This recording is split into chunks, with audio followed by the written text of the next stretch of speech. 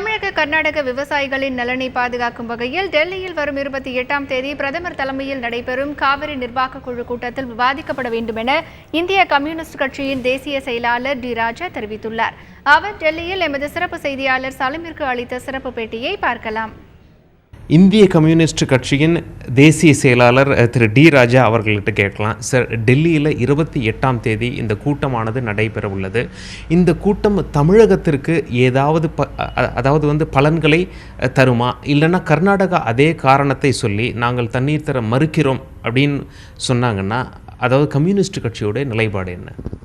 Communist கட்சியினுடைய நிலைப்பாடு என்பது மட்டுமல்ல, தமிழ்நாடு அரசினுடைய நிலைப்பாடு, தமிழ்நாட்டில் இருக்கிற எல்லா அரசியல் கட்சிகளினுடைய நிலைப்பாடு, அதே போல் கர்நாடகா அரசினுடைய நிலைப்பாடு, கர்நாடகாவில் இருக்கிற அரசியல் கட்சிகளினுடைய நிலைப்பாடு, இவை அனைத்துமே முக்கியம்.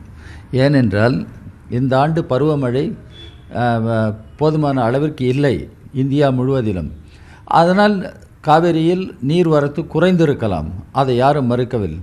ஆனால் அப்படி குறைந்திருக்கிற சூழலிலும் இருப்பதை எப்படி இரு மாநிலங்களும் பகிர்ந்து கொள்வது, இரு மாநில விவசாயிகளையும் பாதுகாக்கின்ற நோக்கத்தோடு இரு மாநில அரசுகளும் எப்படி செயல்பட வேண்டும் என்பதுதான் நோக்கமாக இருக்க வேண்டும். எனவே 28ஆம் தேதி கூட்டத்தில் அப்படி ஒரு நோக்கோடு பிரச்சனை விவாதிக்கப்படுமானால் அது நல்லது.